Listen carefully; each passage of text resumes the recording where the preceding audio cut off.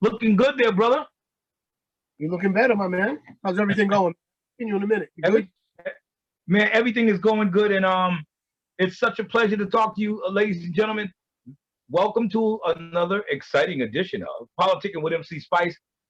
Speaking to Sheriff Steve Tompkins, who for some reason can't let go of being a man of the community to this day. I mean, you're in a job that basically they call them a dangerous jobs. Is it such a thing that on a dangerous job you don't actually have to go the whole 30 years? So let me ask you this: you've worked in the recording industry and the entertainment industry forever, right? Yeah. Tell me that's not dangerous. I mean, come on. I mean, just about everything that we do has some element of danger to it. I will tell you this: the difference between sheriffs in the Commonwealth of Massachusetts and across the country is that we are not the police. And a lot of the country, the sheriffs are the police. And so that would make it incrementally more challenging, and dangerous. So our job is basically, we are the jailers, so to speak, that's what we do. People go through the court system. I'm a county sheriff, which means that if your sentence is 2.5 years or less, you come to a county facility. On average, guys are with us 12 to 14 months, ladies 6 to 9 months. So everybody in my facility is going home, frankly. Well, we have the national, but those are pre-trial. So once they go to court, if they're found to be guilty of, just say, arson, rape, or murder, they probably will get more than 2.5 years, meaning they won't be with us. Okay. All right. And you've been in law enforcement since almost 20 years now. Since 2002. Yeah, since 2002. I have been. I came in with Andrea Cabral. Andrea Cabral is my predecessor, and she and I were classmates at college. And when she became, funny story, she was working for Ralph Martin, who was the district attorney. Ralph leaves, so Andrea decides she's going to leave. But Andrea's not one who can just sit around. So 6 months later, she hears something about the sheriff at Suffolk County was going to have an early retirement. And she threw her hat in the ring. And she called me up and she said, look, I might be the next sheriff. If I am, I want you to come and run my communications department. And I said, thanks, but no thanks. I'd never been in jail, and going to jail to collect a paycheck just didn't work for me, didn't resonate. Wait, what? I mean, wow. I jail, so I'm going to go to jail and collect a paycheck. Get the hell out of here now. I was, at the time, Mike King and I were doing a lot in the music industry. We were producing a couple of music video shows. We were traveling around between Los Angeles and New York, and that was a lot of fun. Enjoyed it tremendously. She called me back a second time. I said no. She called me back a third time and asked me to go and meet with the people that I would be working with if I took the job. And this is where the change happened. I go down to National Street Jail. They take me on a tour. They take me up to a unit where all the guys are. And I'm standing on this tier, which is like a balcony. And I'm looking out. And there's about 80 brothers in there. And I thought two things. The first thing I thought, you had all these brothers in this pretty small room unit. And I thought about the Middle Passage, when blacks were brought from Africa, stuffed in the belly of a boat. And then the second thing I thought was, I'm going to take the job. And, the reason I said I'd take the job is because I caught a couple of good breaks in life, and it was my turn to give back. So I took the job, started as director of communications. 3 years later, promoted to the chief of external affairs, meaning everything outside the department fell into my portfolio. And in 2013, when she left to go to work for Deval Patrick, he appointed me to be sheriff. And I had to tell you, Spice, this is not something that I was looking to do. Criminal justice was never on my radar screen. In fact, my boys back at home in New York, when they found out I was a sheriff, were calling me up saying, do they have any idea who you are, what you used to do as a kid, what we used to do? And I said, no, they don't, and don't tell them. We didn't do anything that would cycle us up to jail. I'd never been in the criminal justice system. As kids, you do your dirt, and we did our dirt. I guess my my PF flyers were just a little bit faster than others, so I didn't get caught, Right. But, when you have an opportunity, Spice, frankly, and you know this, to help other people improve their station in life, if you can, I think that's the rent that we pay to be, citizens on the globe, frankly. And so it's actually a great job insofar as I work with a group of people that are adults. They don't need hand holding and they get it. You know what I'm saying? And so it's pretty cool. It's not that it doesn't have its complexities. It's not that it's not fraught with challenges, because it is. But I balance that with a couple of things. I'm the chair of the trustees board over at Roxbury Community College, and that gives me a chance to work with young folk that aren't in trouble, right? So in SCSD, some people that have gotten themselves into a compromised situation or have been put into a compromised situation, because I'm sure there may be a few people there, a lot of people, frankly, that shouldn't be there. Those that are suffering from mental illness and substance abuse, I'm not sure that jail is the best place for them. I mean, if they're going to do... A sheriff is saying what the consensus of the community has been for millions of years. That's profound, brother. Well, look at it this way, bro. I didn't come up through the criminal justice system. I didn't come up through the political system. I, like you, came up through communication. I, like you, came up through, clubs and parties and music videos and talking to entertainers and that sort of thing. So when this came about, I wasn't going to change the color of my stripes and be some new dude. I'm going to say it like it is, as I see it, and I think that there's a lot in the criminal justice system that's not fair. Let me say this to you, Spice, because people ask me this frequently. They say to me, the criminal justice system is broken. And I say, the criminal justice system isn't broken. The criminal justice system was built to be punitive and punishing. All right, so let's call it for what it is.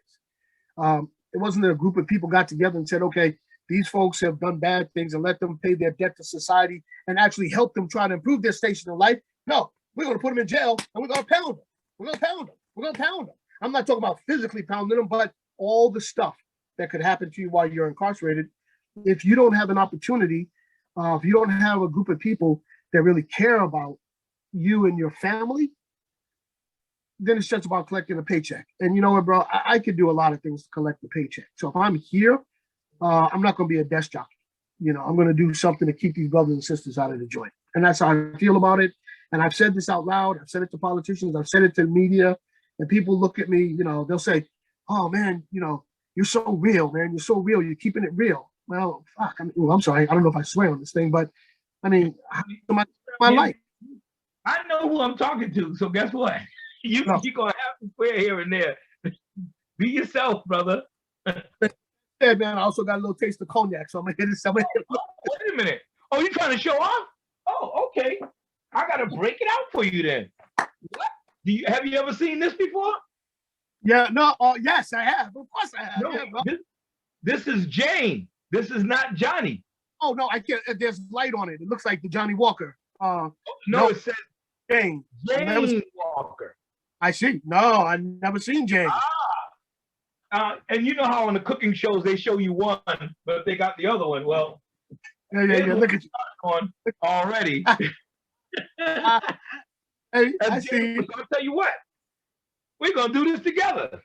Let me get out my little Tompkins glass.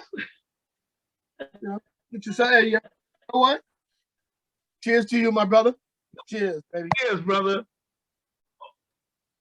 I said, for the record, I want to tell the people that you only know me as the choir boy at the church.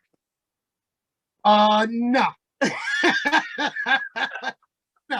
No. But if that's the story you're gonna lay out there, I got your back, man. But no, I know you as a brother, rolled up his sleeves for years to make sure that those around you are comfortable, those around you are enjoying themselves, and those that are around you can just be themselves, let their hair down and be real. And that's what I and scores of people appreciate about you, Spice. You're a real dude and you keep it real. I can't ever remember any BS coming out of your game, and so no, you're one of those solid cats, man. And so when Alkia said to me that, you wanted to chat with me for a little bit tonight, I was like, let's do it, man. That's my dog. And I hadn't seen you like in a dog's age anyway, man. So it's good to see you. It's good to see you in good health, you know, and I trust that your family is also doing okay with this COVID thing going on. Yeah. Talking about people who keep it real or is always a true brother. You started the Common Ground Institute right there. Oh, damn. Okay. Tell us about what the Common Ground Institute is. So here's the deal. Yeah, so here's the deal. When Andrew Cabral was still the sheriff, we're riding along Melnia Cass Boulevard. And there was a crew out there sweeping the streets. And I looked at it and I said, Andrea, these guys aren't going to be able to get a job when they get out of the joint, just sweeping the streets. And so she said, well, you got some ideas.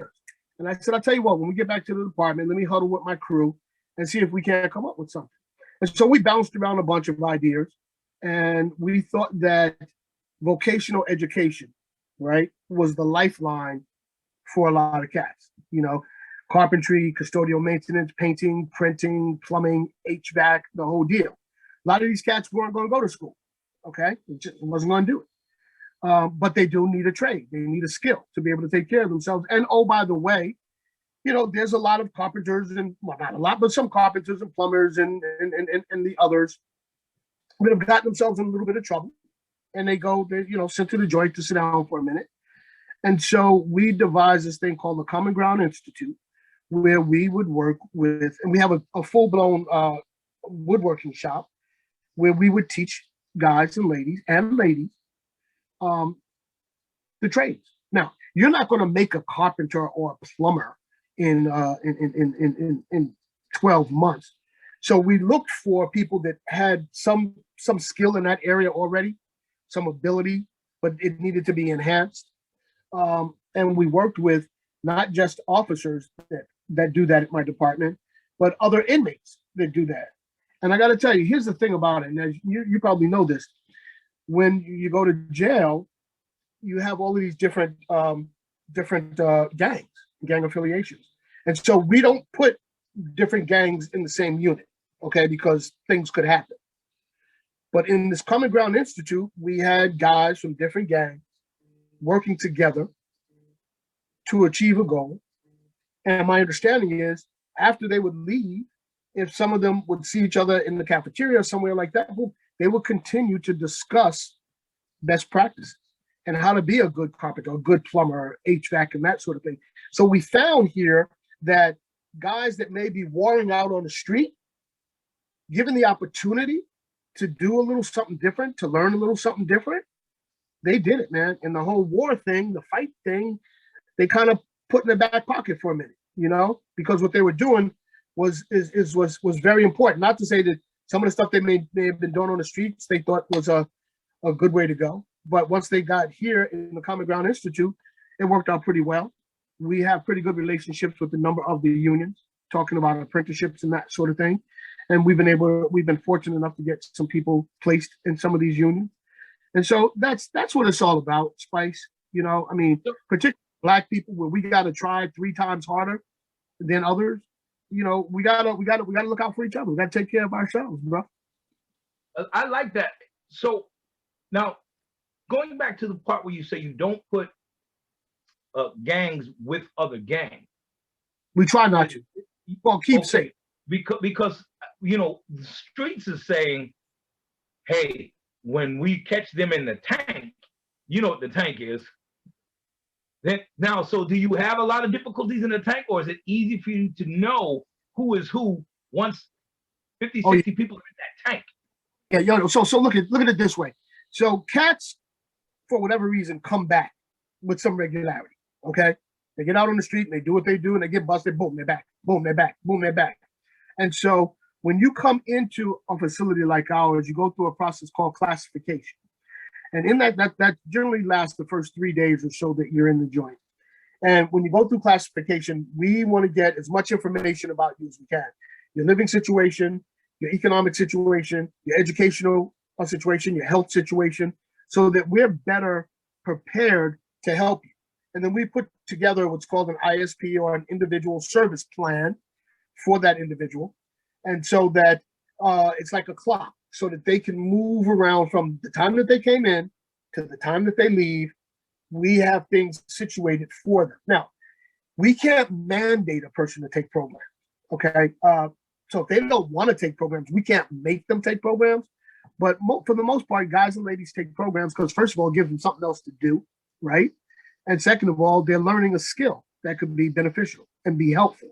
So when you ask, do we know who's in these units or in the text? Yeah, we know. Oh, absolutely, we know. We know. And so when a cat comes in and he's from one gang and there's a cat, you know, the unit that we might put him in, there's a cat that he may have been warring with on the street, we don't put them together. It's called keep safe, you know. And Trucy Allah, which a lot of your viewers probably know Trucy from the Nation of Islam, that's our brother forever right there. Yeah, he was with us for a long, long time. Trucy had his finger on the pulse of what was going on out in the street. And so something blows up out in the street, it won't take long for it to get inside, you see. Right. And his people would say, hey, dog, boom, boom, boom, this is what's happening, and just, you know, giving you a heads up. He would then come in and say, okay, look, we got to move this guy or that guy. We got to blah, blah, blah, blah, blah, and just get ready for whoever may be coming in. And that served us, and still does, but that serves us very well. Because, you know, the last thing we want is to have guys come in and beating up on each other. Now, are there fights in places like ours? Absolutely. But here's the thing. Unlike the DOC, where you may be there for 5 or 10 years or maybe life, you're a short timer at the Suffolk County Sheriff's Department. And so do you really want to do something that's going to really give you more time, like fighting, like acting out, you know? Now, does it happen? Yeah. And do people get more time? Yeah. You know? But does that extra time deter people from doing stupid stuff? Yeah. Because they don't want to be in the joint. They want to get the hell out of there, you know? So yeah, so we have those things, man. But you know what? We try to be as what's the word, understanding of this person's situation. You know, we and the gospel that we preach to our officers, we're not judge and jury. They've already gone through the legal system. Okay, our job is care, custody, and control. Care, custody, and control. And so, and I put a lot of emphasis on care because I think if we can redirect a guy, particularly if it's a young cat, he may not come back. In fact, we put together a unit. It's probably 2 years old now, called the Peace Unit, where we took a percentage of our 18 to 24-year-olds and we put them we take them out of general population and put them in a whole different situation unto themselves, because the brain is still maturing until you're 26 years old, you see. And so we can take a cat that's 19 or 20 and show him that there's other ways to possibly live his life or her life. We think that there's some benefits to doing that. And so that works out pretty well. So yeah, in answer to your question, yeah, we know who's coming in. We know what their difficulties and their challenges are, and we try to help as best they can. Some cats come in, they just want to do their bid and they want to leave, and that's cool too. You know what I mean? We're not going to make you do anything you don't want to do, but we are definitely going to try to get you to kind of change the way you comport yourself. Okay. You called it certification. You know we call it new man. Huh? Oh, classification. We call it new man. Yeah, we definitely got the new man. That's right. You know. Yeah, you said 3 days, man. When you say 3 days, some brothers be in there like, yo, it's been 5 days and I ain't been able to use the phone or nothing yet. For that first week or so that you're in there, that first 7 to 10 days, yeah, you don't get a lot of those privileges, you know, particularly if you have health issues. We want to make sure that we are putting a service plan together for each individual. So yeah, cats who've been there, you know, they haven't had a call or visitation for that first week or so because we got business, you know. So, but once that happens, so you'll know now. I'm not going to try to. I don't want to pull no. You know, I got to tell you now. There's a petition going around. Brothers want the number 9 steak and cheese from Joe's on Christmas.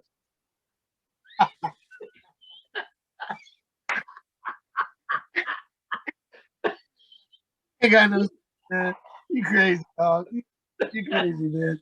Look, we'll do the best that we can, man. You know, but we do have arts program, Spice, on the real. We have a culinary arts program, and we work with the NECAT. We have a 6-week program. NECAT has a 6-month program in culinary arts. And so what we do is we try to gear them up so that when they leave us, some of them go over, and NECAT is right across the street from us on Braxton Street, and teach them those culinary arts. And so we've got guys and ladies, man, that have just, man, they cook some fantastic stuff, bro, you know. But I think that's what we got to be about. Look, this ain't your grandfather's correction facility. We can't just have a guy or lady there, show them to the door and wish them luck. It don't work that way anymore, man. We got to try to help fortify, you know, so that when they leave, they got a fighting chance to get a job, housing, and employment. And I don't mean to make it sound easy, because it's not. And it's very, very hard, particularly if you got a record. There's no doubt about it, right? But that's what we have to do. We also have to, in my medical unit, we've had to create a mental health team and a substance abuse team, because there aren't enough beds for substance abuse and mental health outside of a correctional facility. So if a guy or lady does something because they maybe have some mental issues, or they have some substance abuse issues, and they commit a crime, instead of the state being having the resources to take care of them outside of a correction facility, boom, they come to us.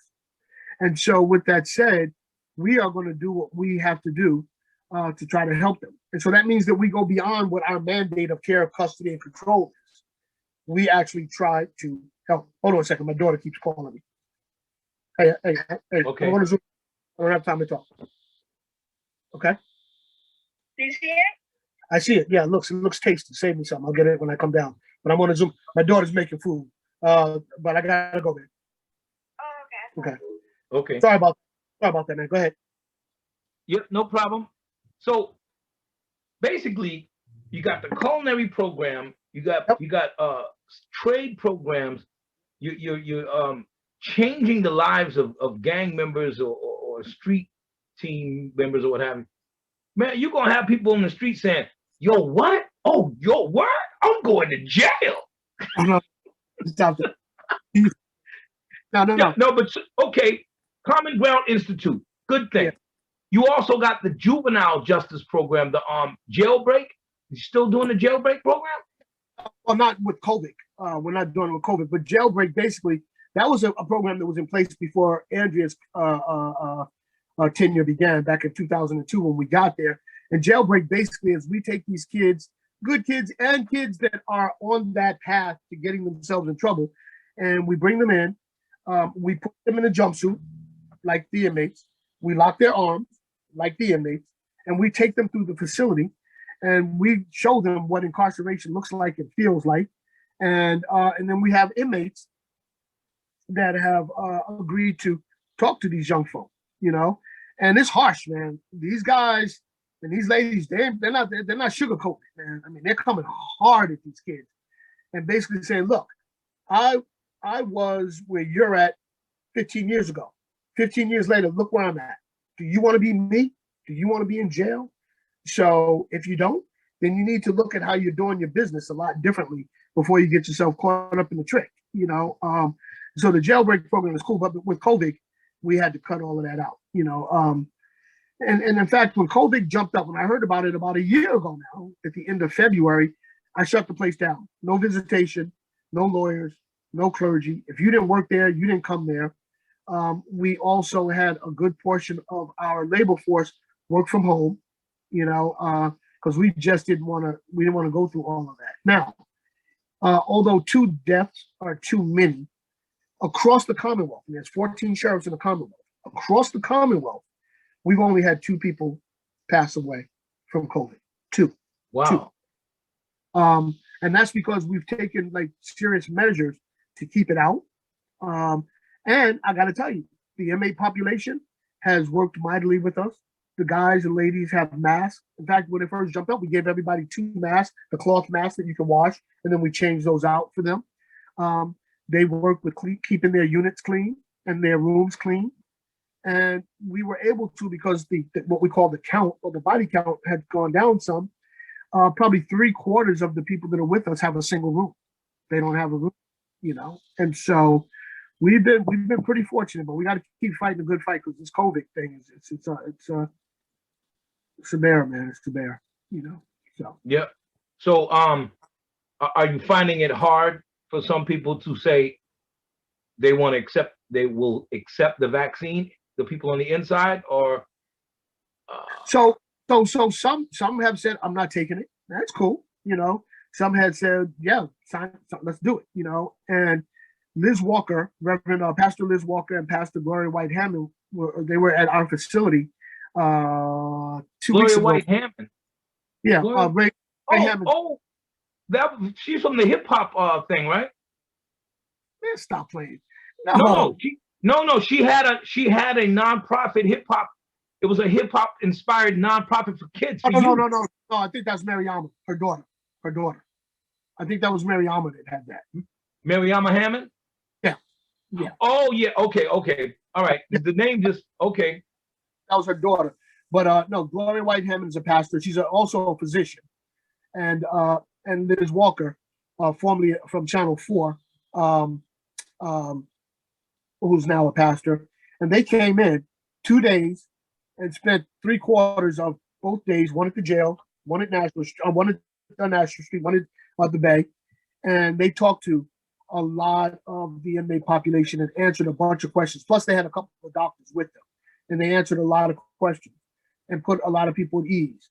And so some people have said they will take it. Some people have said they won't take it. In fact, I get my shot tomorrow, as a matter of fact. So yeah, I get mine tomorrow, bro. Yeah. You're not scared? Well, so I waited for about 3-4 weeks to see if people were gonna grow like 5 more toes or 3 more ears, just to see, Are you off tomorrow? Huh? Are you off tomorrow?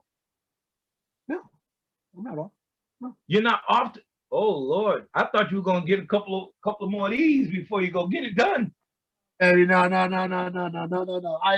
I'll be at work. I'll get my shot. There's a production company that's coming in also that they have done some productions that have been on Netflix and a couple of other places, and they're doing a documentary about COVID and about I think it's in different parts. And so they're going to one of the parts is about people that are incarcerated and whether they will take it or won't take it and that sort of thing. And so we decided that I would wait to take my shot until they came in so that people out in the public could see an African-American male sheriff taking the shot, So, Wow. All right. Once again, it's Sheriff Steve Tompkins, and we're doing this Politickin with MC Spice. 1 hour of power. Check it out. With all the things concerning the community and you being of the community and from the community, you've also even chaired DIMIC. Was it DIMIC, the community service board at one point? I'm still the chair. I'm the chair of the trustees. You're still there. Okay. Yep, I'm the chair of the trustees board. And RCC. DIMIC. You said. I thought you said RCC. DIMIC. My bad. Yeah. I used to work at DIMIC. I was the director of marketing and public affairs. That was the job I had just before Andrea recruited me to come work at the sheriff's department. But yeah, I did a bunch of DIMIC. I loved it. I think I loved it. I think it's great, and I still. So at one point, as the director of the public affairs and marketing, who was the biggest act that came to that their annual gala that basically struck you and said, "Oh, this is a good show"? Oh man, come on, man! I thought George Benson was crazy good. I thought the OJs were crazy good. I thought In Vogue was crazy good. I mean, I thought Nancy Wilson came and Nancy rocked it. Oh. Nancy bomb, Oh, yo, man, come on. They've had some Nancy Wilson? What? You don't know nothing about Nancy Wilson. You know that, young man, right? Oh, please, brother, I'm older than you. Don't even start that noise, man. Yeah, I know. Wilson. Give me your best. Give me your favorite Nancy Wilson song. Oh, see. Why you got to do this to me, man? Hey, man. I can tell you mine. Tell me yours. Guess Who I Saw Today? Who? That's the name of the song? You don't remember that song? Guess Who I Saw Today? She was talking to a man. Guess who I saw today? And the song goes on and on about how she saw this person and she saw this beautiful woman, and then she saw her man with the woman. She said, I saw you. You remember that one? That reminds me of that song by Orange Juice Jones. You remember that song? I saw you. Yo, you see what he was talking reckless at the end of that song. He wanted to go to jail. Man, he was. In fact, he wanted to go to jail. So when Mike King and I used to do a lot of these interviews, we were in New York and we had an opportunity to do an interview with him. He was actually a cool dude, man. He was. Yeah.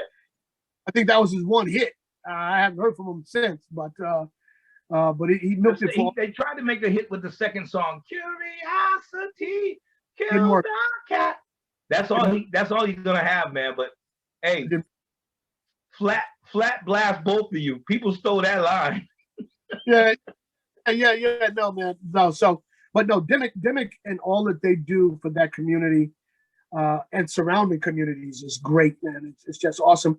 And the reason I went to work there, I was recruited to go there also, was to work with Jackie Jenkins Scott, who was the CEO at the time, and one of my heroes, whatever you want to call it. And I really wanted to work for Jackie, and to this day, in fact, I was talking to her last week.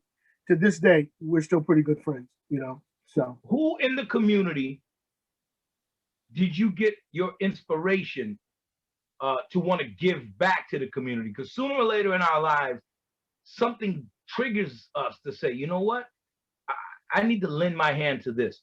Who in our community gave you that inclination, that desire to want to do for the community? So as I mentioned to you, Mike King, one of Mel King's sons, and I were college classmates. And several years after we graduated, after we left BC, I was at his house just hanging out. And I was living with someone else. I was living with a group of people, and it was cool. But I went up to the restroom up on the second floor, and I noticed there was an empty room there, right? And so I went back downstairs, and I said to Mike, Mike, anybody, use that room? And so he said, no, it's empty, man. Because his brother had moved, Jomo was somewhere else, and his sister had moved to Chicago, and his other sister had moved out and got married. And then Pam also was gone. And so I said, yo, can I rent that room? And he said, well, talk to my mom. And Miss King was in the kitchen. I went downstairs to the kitchen, and I asked her if I could rent the room. And so I lived there for about 3 years and had an opportunity to talk to Mel King a lot and learn from Mel King a bunch about service and about giving back and not being about self, right?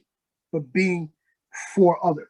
And so when you say who in our community, I would have to say Mr. King.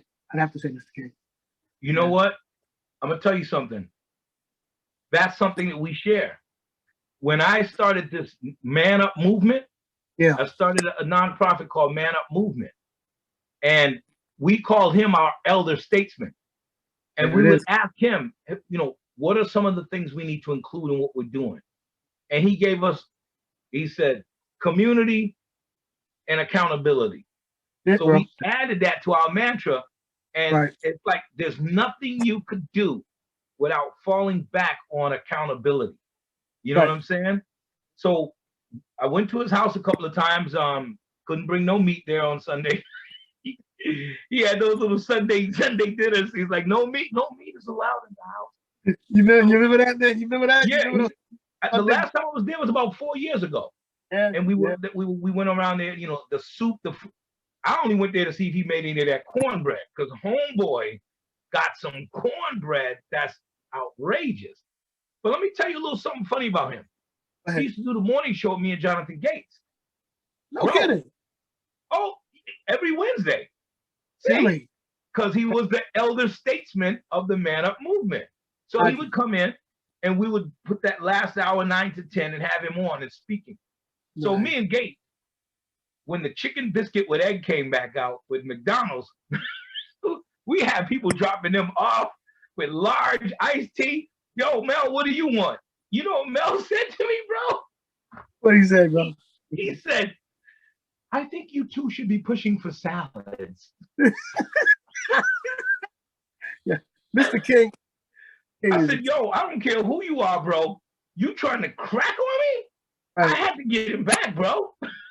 Yeah, you got to do what you got to do, but he was so doggone swift with the mind. He's the best. He is the absolute best. And everybody can say that's where they got this from, because Mel King put it on the line, man. But speaking to college and getting into the person, Steve Tompkins. Yeah. You got your BA in communications, Boston University. Boston College. Yep. Boston College.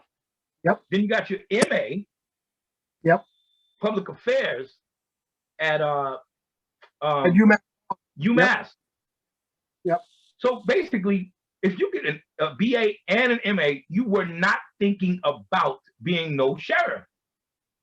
Well, no. So listen. So the undergraduate degree was communications, and for years I worked in television and radio and print. The MA, the master's, didn't happen until I went to work at the sheriff's department. So I think I was there for 4 years, 5 years. And there was so much that was going on politically, and there was so much with policy. And I felt that I needed to get educated, better educated, so that I could really talk about civics and civic engagement.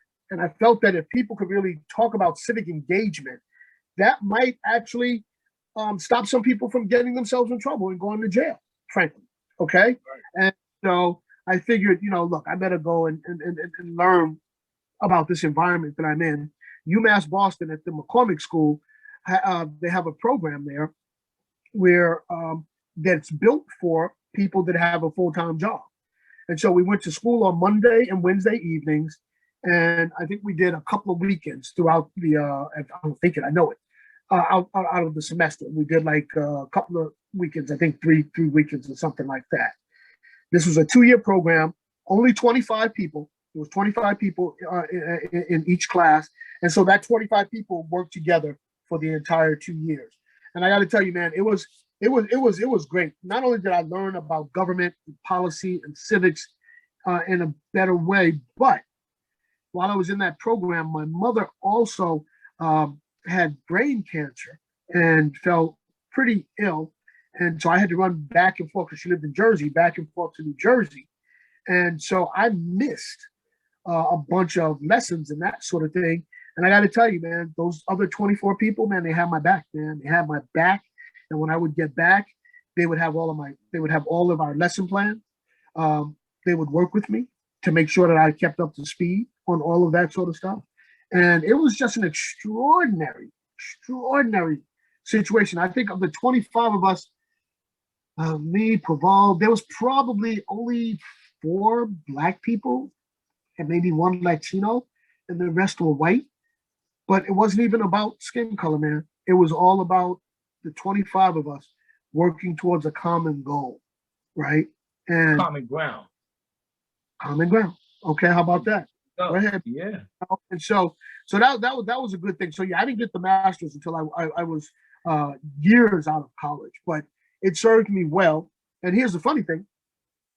So I get the master's, and then I got that in 2011. 2012, I was recruited by Elizabeth Warren's people to serve as a senior political advisor when she was running against Scott Brown for Senate. And that was an extraordinary campaign.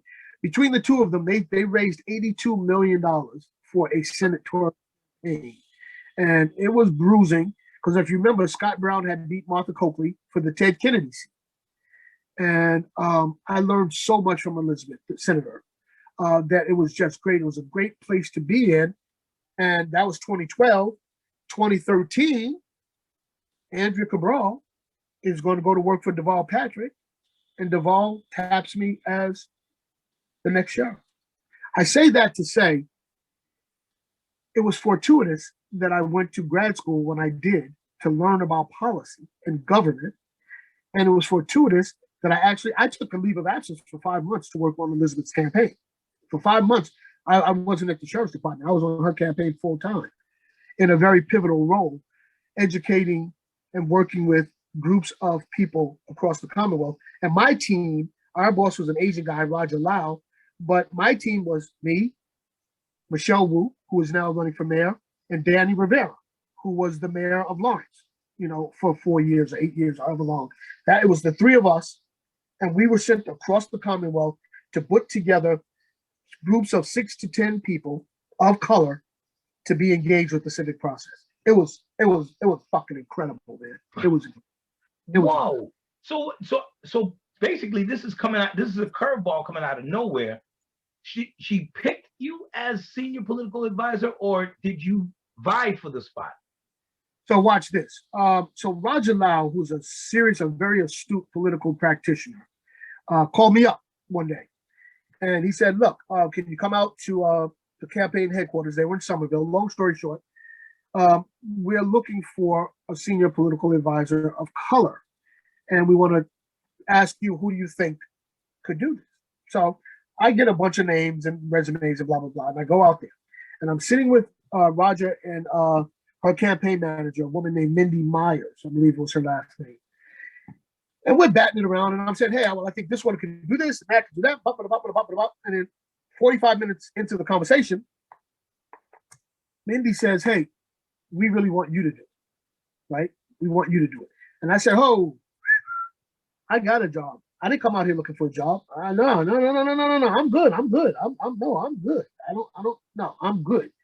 And they said, look, think about it. Think about it and get back to us. And I said, well, I got to talk to my two bosses. One was my wife and one was Andrew. And my wife was like, I think you should do it. And Andrea said the same thing. So I called Roger back and I said, well, listen, I have to get paid at least what I'm making at the sheriff's department. I cannot take any less than that. If you want to throw a little gravy on top, that's cool too. But I got to get at least what I'm doing. I mean, I got 2 kids and a mortgage. I can't fuck around with you like that. And they said, bet. They said, cool. And that's how it happened. I wasn't looking for the job. It found me, man. I was not looking for it at all. And wow. I got to work very quickly with the then candidate, now senator. And to this day, I mean, she's a great friend. I mean, you may know that unfortunately in 2016, my wife passed away, and she made a point of being at the funeral. She left DC and she was there, man. She came. Well, she came the night before when you have the receiving line, Mm-hmm. And I just thought that was so cool of her, man. I mean, she didn't have to do that, but you know what? Those are the things. These are the kinds of situations, and these are the kinds of moments. Whereas, for instance, we have a slogan for this particular show. It's people over politics. I don't care who's infighting. I don't care who got a problem with who. If I had to talk to Donald Trump, I would only talk to him about him, his family makeup, his desires for the people, because the other stuff is basically everybody's opinion of the person. There's still a human in everybody. That's a big deal and a big gesture. And I'm gonna tell you, I don't know if you know about when Sonia Chang Diaz was running. She didn't have anybody on her campaign. And I was out there 7 o'clock every morning knocking on the doors. Is that a fact? She'll tell you. I was just with Sonia this morning, as a matter of fact, man. She didn't have no money or anything. I was knocking on doors and I'm like, here's where to go, here's the streets to go. People were like, if you're with him, I'm voting for you. That's good stuff. Like, man. Are you some ambassador? I said, this is Roxbury, kid. This is my home. So I never asked for anything. First thing she did when she got in was offer me a position. I said, whoa, I don't work for nobody. I don't do 9 to 5. Nah, kid, congratulations, God bless you. Because my thing is, if Sonia smokes crack, I'm telling the people about it. You know what I'm saying? You ain't gonna sign my check where I can't. No. But here's what happened. My wife and I had a rainbow baby, meaning we lost 3 babies before. Oh wow! I'm sorry. we had two of them born. One was, they were born, both of them were born 5 months too early. Yeah. One died in our arms after an Oh. hour and a half. The other one died after like 45 minutes. And we were devastated, leaving the hospital with dead flowers. I mean, with live flowers, no baby. Oh, Balloons, no baby. We have the other baby. We had to go to St. Elizabeth and stay there 60 days so the baby doesn't come out. And finally, we leave the hospital with a baby, dead flowers, flat balloons. Finally. So she's 4 now. We did her baby dedication at Greater Love Tabernacle. Oh. Speaking of Greater Love Tabernacle, we went to Pastor Dickinson and whispered in his ear, look, it was New Year's Eve or something like that. I said, listen, man, we lost babies. We've been praying. He put his hand on my wife's belly and he said, God, let this baby live. Let this new baby. And boom, the baby lived. She you know, she was born.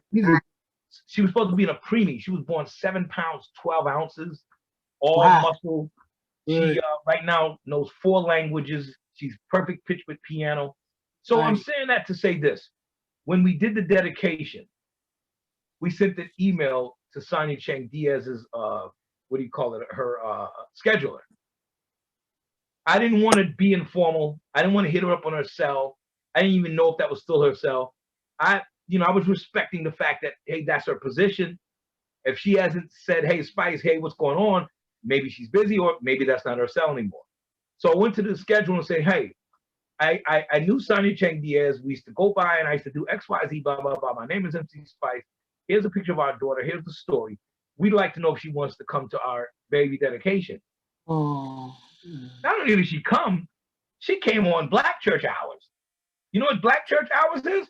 When the whole church was already gone and the family was still sitting around, she was still sitting around and holding our baby and talking to my wife. And I'm like, that's more than anything. You know what I'm saying? So I can totally understand where you're coming from as it relates to Elizabeth Warren, but that was a big deal to me, man. You know what I'm saying? And that was a major deal. But I'll tell you, not only did we campaign for her like that, I rented the Roxbury Y and got all my friends in the community to cook food so we can have a victory party because she didn't have money to do anything. That's nice. We did a victory party with just a few people in the community who were very upset that I even was on this campaign. Right. And because of Diane? There was some people who were very upset with the campaign. Yeah. So yeah. So with that being said, I paid my own money to rent the spot because I saw that, the kid didn't have it like that. She also didn't have any money for people to follow her around once she got elected.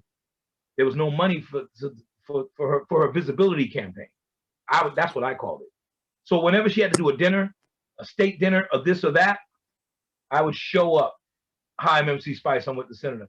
Take all the pictures, email them to the Globe, the Herald, with the little blurbs of where it was, so that she can have her visibility. And I did that for about 2 years until they finally got money to get a scheduler who could send someone to shadow her and take those photos. See, that's what I'm talking. Talk about civic engagement, right? It's not about you, right? It was about the people, right. And it was helping this woman to get her in a space where she could help the people, because right. But they don't really live up to it these days. But that thing about we the people, we are the people. So absolutely, tough, man. That's good. I didn't know that about you. I didn't know you did that, man. What you do next time you sit with her again? Just say, I talked to MC Spice. He said to tell you hello. I will. And then hopefully she'll just. So we're gonna wrap this up and ask some personal questions. All right, go ahead. And I know you're a tough guy and you can take it. All right. Okay. Butter pecan or maple walnut ice cream? Butter pecan. Hershey's with almonds? Hershey's with almonds or Hershey's milk chocolate?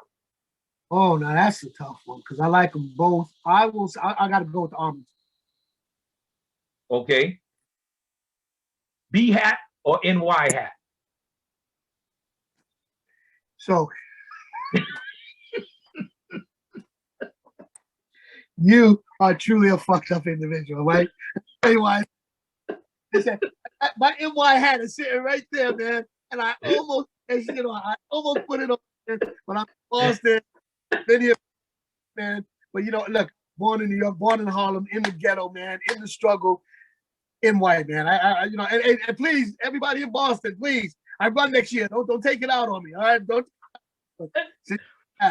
Hey, look, you know they love you anyway, because I'm gonna tell you why. They'd rather be there than Rikers. Yeah. Ooh. You know what I'm saying? So, okay. Now that you're in Boston and you've been there so long, yeah, this is a tough one. Okay, go for it. Coca-Cola or Pepsi? Oh, I don't care where on the planet I am. Coca-Cola every day. You got Southern roots. Oh, I do. Yeah, my father's family is from South Carolina. My mom's from Virginia. No. Coca-Cola every day. Okay, Pepsi's too sweet for me. I can't. Pepsi. No, Coca-Cola. I grew up on that stuff, man. Oh yeah, definitely. Now, okay. South Carolina. Okay, what part of South Carolina is your father from? In the Myrtle Beach area, down in that area, down the Myrtle Beach area. Do you know where I was born? Get out of here. I was born in Beaufort, South Carolina. No kidding, man. No kidding. I moved to Boston when I was 5. We lived in Orchard Park.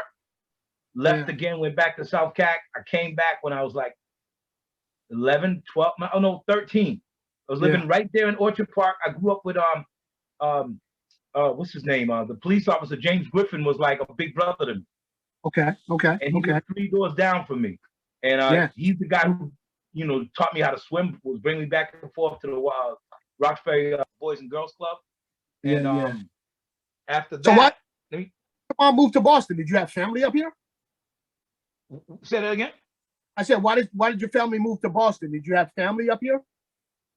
So my great grandfather was a part of the structure. That was part of the construction of the actual Prudential Center. Oh, yeah. And so he was a Seminole Indian, and he was from D.C. Wow. So he moved to South Carolina. He was moving to South Carolina on his way up north to get that job. The trailer broke down, so he went to my grandfather, my grandfather on my mother's side, land. We have 68 acres of land down there. Okay. And so he stayed on the land until he got his stuff together and he's ready to go. He brought his 2 daughters with him, and they went to Boston for the job. So I guess he was living in the trailer that was hitched to his truck or whatever while he was doing the work. This is so he's doing the work, and so my aunt stayed. My grandmother's mother stayed, and when my mother was ready to move up north, my aunt was like, "You need to come up here, man. You can make it in Massachusetts." And she was saying all that, make it in Massachusetts stuff, and my mother followed her. And my mother has not moved to the south. My mother has not moved back down south since. My mother's been up there since 1971. My mother moved there when Joe's Sub just opened. No kidding. You see what I'm saying? And so that's when she moved there. So we were living right there with Mike Bivens and all of them. They were living right across the hall right across the little platform. We were there when it was the bumpy roads and when they had the platform. Then we left, came back again, went to Brooklyn for like 2 years. I hated it. Sorry, brother. I was going to Erasmus. Yeah.